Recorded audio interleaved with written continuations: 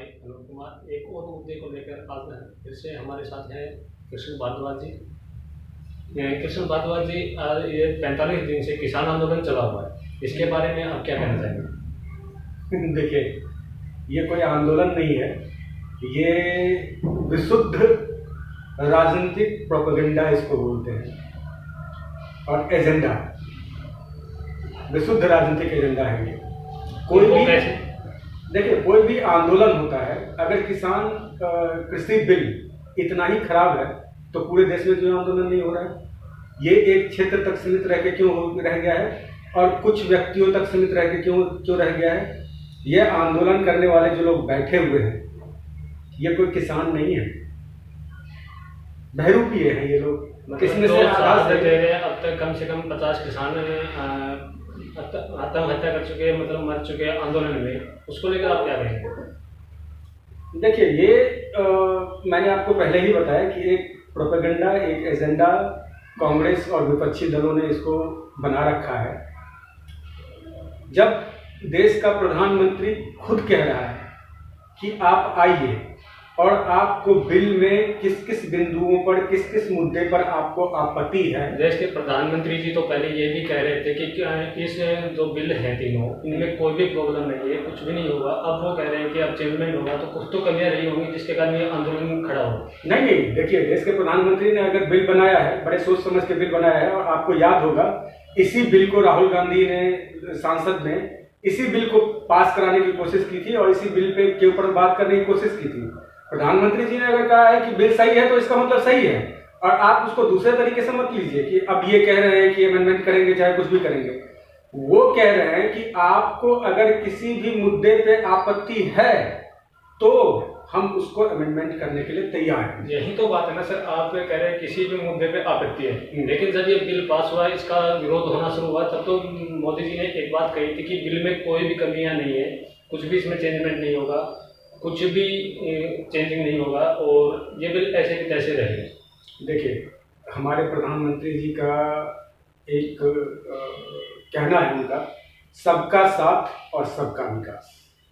वो उस मुद्दे पे चलते हैं, चाहे कोई दुश्मन भी हो, चाहे कोई विरोधी भी हो, चाहे कोई इस तरह का प्रोपेगेंडा रचने वाला व्यक्ति भी हो, वो चाहते हैं सबकी बात, सबकी सहमति से कोई भी काम हो, क्योंकि उनका कहना है सबका साथ सबका विकास। तो इस बात को, उनके बयान को आप एक अलग तरीके से मत लीजिए। उनके कहने का मतलब है कि किसी को भी कोई आपत्ति है, अगर लगता है वो प्रूफ करे कि ये गलत है, और अगर गलत है, अगर सबको ये लगता है कि हाँ कहीं ना कहीं कुछ चीजें हुई है। देखिए, जब इतनी बड़ी बिल बनती है, इतने बड़े देश को चलाना होता है, इतनी सारी चीजों को रखना होता है, तो गलतियां हम सबसे होती है। हो सकता है कुछ गलत हो बिल के अंदर में, और उन्होंने जब बिल बनाया, बिल जब निकाला, तो वो सारे किसान की हित को समझ करके, ये बिचौलिए और दलाल और मंडी और ये सब चीजें जो बीच में आती है ना, आप मेरे को ये बात बताओ, एक किसान का आलू जब खेत से निकलता है, फर्ज करो आपकी 5 रुपए किलो निकलता है, तो जब वो 5 रुपए किलो निकलता है तो आप तक पहुंचते पहुंचते 50 रुपए हो जाता है। क्यों हो जाता है? क्योंकि पहले तो दलाल किसानों से वो अनाज, सब्जी, फल जो भी है वो खरीदते हैं, उसको खरीदने के बाद वो मंडी वालों से, मंडी में दलाल जो बैठे हुए हैं उनसे बात करते हैं, फिर वो दलाल अपना कमीशन सेट करता है, फिर मंडी वालों को देता है, फिर मंडी वाले जो आड़ती हैं, बड़े बड़े आड़ती हैं जिन्होंने स्टॉक खरीदते हैं, वो फिर क्या करते हैं कि वो अपने से आगे वाले को बेचते हैं, उस पर अपना प्रॉफिट रखते हैं। उसके बाद क्या होता है कि जो बड़े व्यापारी हैं उससे छोटे व्यापारी भी खरीदते हैं, छोटे व्यापारी फिर अपना प्रॉफिट रखते हैं, फिर उसके बाद वो रिटेलर के पास पहुंचता है, फिर रिटेलर क्या करता है, उसको अपनी प्रॉफिट रखता है, और फिर आपके पास जब वो आता है तो वही 5 रुपए का सामान 50 रुपए में आपको मिलता है। तो मोदी जी का हर क्षेत्र में उनका एक मानना है, उनका एक कहना है, उनका एक, जहां तक मैं समझता हूं कि वो सोच रहे हैं कि जो ये बिचौलिया और भ्रष्टाचार और ये जो बीच में खाने वाले लोग हैं, दलाली करने वाले लोग हैं, उनको खत्म किया जाए। और कांग्रेस की सरकार या जो भी सपा बसपा इन सब की सरकार को आप मीडिया में है, आप अच्छी तरह से जानते हैं कि जब भी इनकी सरकार आती है तो दलाली सिस्टम लागू हो जाती है। तो जो ये दलाली सिस्टम को जो खत्म कर रहे हैं, बीच का जो दलाल खत्म कर रहे हैं, इससे लोगों के पेट में दर्द हो रहा है। और ये दलाल इतना मोटा मोटा पैसा लेके बैठे हुए हैं, वो चलाते हैं ये इस तरह का आंदोलन। आप जा करके देखो, आप पत्रकार हो ना, आप जा करके देखो जहां जहां भी आंदोलन चल रहा है वहां पे क्या क्या सिस्टम चल रहा है। आप 15-20 मिनट जब मुआयना करके देखोगे, चीजें देखोगे, तो आपकी आंखें खुद ब खुद खुल जाएगी। अजी ये कौन सा बात हुआ कि राकेश टिकैत, कौन है राकेश टिकैत? का नाम आया है तो आपने हाल ही में सोशल मीडिया पे पोस्ट डाली थी कि राकेश टिकैत जी की संपत्ति की जांच हो, इसके बारे में कैसे? तो बिल्कुल होना चाहिए, बिल्कुल होना चाहिए। ये कहां से किसान के नेता बन गए राकेश टिकैत? इनके पिताजी किसान के? वो नेता नहीं है, वो किसान यूनियन के प्रवक्ता है। प्रवक्ता और नेता में अलग चीज है। कैसे आप कह सकते हैं नेता नहीं है? वो सारा प्रवक्ता है सर। नहीं नहीं नहीं नहीं नहीं, यही तो भूल है, यही समझने की भूल है। वो विशुद्ध रूप से नेता है, न तो कोई किसान के नेता है, न वो अपना फायदा देख रहे हैं। वो 2-2 बार अपनी जमानत जब्त करवा चुके हैं।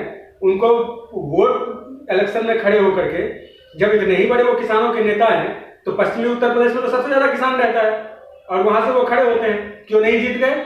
अगर इतने किसान के हितैषी बनते हैं तो ये जो प्रोपगंडा चला है जनता सब जानती है। ऐसा नहीं है, आज की जनता इतनी जागरूक हो चुकी है कि वो किसी एजेंडे पे, प्रोपगंडे पे बिल्कुल भी भरोसा नहीं रखती है। यही चीज हुआ था सीएए और एनआरसी वाले में, ठीक है? नहीं जी, कानून वापस लो तभी हम यहाँ से उठेंगे। ठीक है, ले लो कानून, हो गया वापस, उठ गए ना तुम। इसी तरह अब राकेश टिकैत ने क्या बोला है कि 2024 तक हम आंदोलन करेंगे, जब नई सरकार आएगी उससे हम बात करेंगे, और मोदी जी से हम बात ही नहीं करेंगे, सीधा सीधा कानून वापस लो। क्यों लो भाई कानून वापस? अगर कानून में कोई दिक्कत है, कोई प्रॉब्लम है, तो उसमें संशोधन हो सकता है। आप लगा लो विश्व का सबसे, मैं तो नेशनल टेलीविजन के अंदर मैं बोल रहा हूं, आपके साथ में बात कर रहा हूं, और मुझे कहते हुए कोई भी शर्म और संकोच नहीं है कि विश्व का सबसे घटिया संविधान हमारे देश का है। वो तो संशोधन कर करके इसका मतलब क्या हुआ कि आप कह दोगे संविधान ही हटा दो देश से, हमें संविधान ही नहीं चाहिए। संविधान में अगर कुछ कमियां हैं, चाहे कुछ खोट है, तो उसको दूर किया जा रहा है ना, संशोधन किया जा रहा है ना। आपको पता है कितना संशोधन हो चुका है मोदी जी की गवर्नमेंट आने के बाद संविधान में, और वो संशोधन होना बहुत जरूरी था, क्योंकि उससे इतनी लचर कानून व्यवस्था बन गई थी। और यही चीज है, तो मोदी जी सीधा सीधा कह रहे हैं कि आपको जिस चीज से दिक्कत है आप उस पर बैठ के बात करो और हम उसको हटाते हैं। तो ये क्या मतलब हुआ कि नहीं भाई आप इसको कैंसिल ही कर दो, इस बिल को खत्म ही कर दो। क्यों कर दो खत्म? आपके पेट में क्यों दर्द हो रहा है? किसानों के खाते में डायरेक्ट पैसा जा रहा है, इसलिए आपको दर्द हो रहा है। आपकी मंडियों के जो दलाल हैं उनका काम ठप हो रहा है, इसके लिए आपको दर्द हो रहा है। अजी दर्द हो रहा है तो होते रहे, आप 2024 क्या 2054 तक भी अगर बैठ जाओगे ना, तो मोदी जी नहीं लेने वाले हैं बिल को वापस। हाँ, अगर आपको किसी तरह का दिक्कत है, अगर किसी तरह की समस्या है, तो आप बैठ के बात करो। 8 दौर की बैठक अभी तक खत्म हो चुकी है। ऐसा कौन सा प्रॉब्लम है जो समाधान नहीं हो रहा है? पूरा मंत्रिमंडल, पूरा देश, पूरा प्रधानमंत्री खुद बोल रहे हैं कि हम आपकी कोई समस्या है तो आप मुझे बताओ, जेन्युइन समस्या अगर लगी तो उसको हल किया जाएगा। लेकिन ये क्या कहना, एनआरसी में भी यही कह रहे थे कि नहीं कानून ही वापस लो, सीए में कर कानून ही वापस लो। क्यों लो कानून वापस? हमारा देश कोई धर्मशाला थोड़ी ना है कि जहां से जो आए वहां पे आकर के बैठ जाए, जिसको जो मन आए वो करे, जो जिसको मर्जी हो वो सड़क जाम कर दे। ये कौन सा तरीका हुआ? विरोध करने के और भी तरीके हैं। सर सड़क जाम किसानों ने नहीं बल्कि सरकार ने की है। वो तो अपनी मांग रखने के लिए एक रामलीला मैदान में आना चाह रहे थे, लेकिन गवर्नमेंट ने हरियाणा में रोड खोदकर और दिल्ली बॉर्डर के ऊपर प्रशासन को आगे रखकर रोड को जाम किया है। फिर आपकी जानकारी गलत है। मैं कह रहा हूं कि आपकी जानकारी गलत है। सरकार ने जिस दिन किसान आंदोलन शुरू हुआ था उसके 2 दिन बाद ही बुराड़ी का जगह फिक्स कर दिया था। इतना बड़ा मैदान है वो, जहाँ पे सत्संग का कार्यक्रम होता है, वहाँ पे उनको दे दिया गया था कि आप आइए यहाँ, बैठिए यहाँ पे आपको पूरी व्यवस्था दी जाएगी, खाना पीना सब कुछ दिया जाएगा, आंदोलन कीजिए। आंदोलन के लिए आपको जगह दे रहे हैं सर। नहीं जी हम तो नहीं जाएंगे, ये तो इनकी साजिश है, पता नहीं क्या कर देंगे। मतलब ये कोई तरीका होता है बात करने का? देश का प्रधानमंत्री सार्वजनिक रूप से आपको जगह दे रहा है और बोल रहा है कि आप यहाँ बैठिए, आपको हम पूरी व्यवस्था देते हैं और आप आंदोलन कीजिए, आप हमसे बात कीजिए। नहीं, हम ये नहीं करेंगे, हम वो नहीं करेंगे। आप समझो ना, प्रधानमंत्री या कृषि मंत्री कुछ भी बोलते हैं तो ये जितने भी मतलब तथाकथित रूप से किसान के नेता बने हुए हैं, ये लोग सीधा एकदम सीधा मना करते हैं कि नहीं हम ये नहीं करेंगे, हम तो ये करेंगे, हम ये नहीं करेंगे, हम तो वो करेंगे। इसका मतलब क्या बनता है? आपको अगर दिक्कत है बैठिए बात कीजिए, प्रधानमंत्री देश का बोल रहा है बैठ के बात करने के लिए, आप बात क्यों नहीं करते हैं? आप बोलते हैं ना हम तो ये नहीं करेंगे, ये करेंगे। ये आप देख लो, ये प्रायोजित रूप से इस तरह के सीए में यही हुआ, एनआरसी में यही हुआ और किसान आंदोलन में ये हो रहा है। आप सबको अगर सिलसिलेवार रूप से मिलाओगे तो ये एक ही तरह का चीज है जो बार बार होता जा रहा है और इसमें पूरी विदेश की फंडिंग आ रही है। भाई क्या मतलब बनता है कि आंदोलन किसान का कर रहे हो, उसमें खालिस्तान का बोर्ड लगा रहे हो, उसके अंदर में आप एनआरसी का बोर्ड लगा रहे हो। पकड़वा भी तो किसान ही रहे, उन लोगों को पकड़वा भी तो किसान ही रहे। देखिए किसान जो असली किसान है, जो वाकई में किसान है, वो किसान सब जानता है कि हमें कितना फायदा मिल रहा है बिल से और कितनी चीजें आसान हो रही है। हमें अनाज बेचने में, मंडी तक ले जाने में पूरी छूट है कि हम किसी को भी अनाज बेच सकते हैं। सरकार डायरेक्ट पैसा हमारे खाते में ट्रांसफर कर रही है। तो किसान सारे आंदोलन में बैठे हुए, मैं सब लोगों को तो बुरा नहीं कह रहा हूँ, सब लोग बुरे हैं। कुछ लोग मजबूरी में भी बैठे हुए हैं, कुछ लोग, अब आप सारी चीजें तो मैं सब जानती है जनता, आप भी जानते हो, सारी चीजें जानते हो। जब ये जाते हैं मीटिंग करने के लिए कृषि मंत्री के साथ तो अपना खाना लेके जाते हैं कि नहीं जी हम तो भंडारे वाला अपना जो भंडारे का खाना है वो खाएंगे।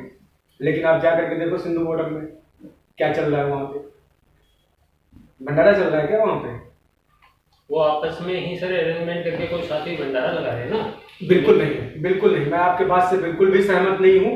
ये बहुत विपक्षी और कांग्रेस दल और बाहर से भी फंडिंग इस चीज के लिए आ रही है, देश को बदनाम करने के लिए, देश के प्रगति को रोकने के लिए। और मैं पूछता हूँ कि ये ऑडी, बीएमडब्ल्यू और सफारी और ये बड़े बड़े महंगे महंगे गाड़ियों, लग्जरी गाड़ी में कौन सा किसान आता है? मतलब आप ये फंडिंग का आरोप लगा रहे थे, फंडिंग बाहर से आ रही है कि किसान ऑडी लग्जरी गाड़ी में नहीं आ रहे, मतलब इसका मतलब तो ये हुआ कि आप लोग अब भी किसान को फटी धोती कुर्ते में देखना चाहते हैं? बिल्कुल नहीं। देखिए हमारा देश कृषि प्रधान देश है और सबसे ज्यादा जरूरत कृषि में ही है। आपकी जीडीपी सबसे ज्यादा कृषि से ही आएगी, क्योंकि जब कृषि प्रधान देश है, किसी भी देश का जीडीपी का कुछ ना कुछ चीजें होती है। अब जैसे अमेरिका है, हथियारें बनाता है, हथियारें बेचता है, उससे उसकी जीडीपी की ग्रोथ होती है। हमारा देश पूर्ण रूप से आप ये समझ लो कि 80-90% आबादी जो है वो गांव में रहती है। और हमारा देश, मैंने पहले ही आपको बताया कि कृषि प्रधान देश है, तो कृषि पे ही सब कुछ ये है। तो जरूरत क्या है कि ये पुरानी जो घिसी पिटी जो टेक्निक है, जो खेती करने का तरीका है, उसको हटा करके नए तरीके से खेती की जाए, खेती को एक उद्योग का दर्जा दिया जाए। मेरा मानना ये है कि देश में खेती को एक उद्योग का दर्जा दिया जाए। जिस तरह बड़े बड़े टाटा है या बिरला है या अंबानी है, इन लोगों को अपनी फैक्ट्री चलाने के लिए लोन दिया जाता है, टेक्निक उपलब्ध की जाती है, सरकार उसका समय समय पर अवलोकन करती है, सारी चीजें करती है। इसी तरह देश के किसानों को भी उस तरह का फैसिलिटी मिलना चाहिए और इस चीज में सरकार काम भी कर रही है। जैसे कृषि आपका क्रेडिट कार्ड, किसान क्रेडिट कार्ड हो गया, और उसके अलावा जैसे इंश्योरेंस हो गया कि खेती के को इंश्योरेंस मिल रहा है कि अगर कुछ घटना हो गई, दुर्घटना हो गई तो इंश्योरेंस से पैसा उसको दिया जाएगा। तो मोदी जी इस पे पूरा मुझे भरोसा है और बहुत अच्छे तरीके से काम कर रहे हैं। और जहां तक आपने बोला कि फंडिंग, तो आप देखो ना पीएफआई से, जैसे सीए और एनसीआर का जो हुआ था, उसमें पीएफआई से फंडिंग आ रही थी, खुलेआम 300-500 रुपए बांटे जा रहे थे, बिरयानी खिलाई जा रही थी। तो जब यहाँ पे आपको पता ही है मेंटेलिटी, तो कुछ तरह के कुछ लोगों ने तो ऐसी कंपनियां, फैक्ट्रियां चला रखी है कि आपको आंदोलन करना है, आप आओ, हमसे 500 रुपये और खाना पीना पे आदमी लेके चले जाओ और बिठा लो। तो फंडिंग तो हो ही रही है। किसान के पास कहां से इतना पैसा आ गया कि वो 2024 तक आंदोलन करेगा? ये बताओ ना आप। किसान के पास मतलब इतना समय कहां से आ गया? एक किसान को अपने खेत में खेती भी करना होता है, पशुपालन भी करना होता है, गाय भैंस जो भी है वो भी पालते हैं, उनकी भी देखभाल करते हैं, फिर उनके घर के बच्चे हैं उनका भी देखभाल करना है, पढ़ाई लिखाई करना है। इतना समय कहाँ से आ गया कि आप 2 साल 3 साल तक आंदोलन करोगे?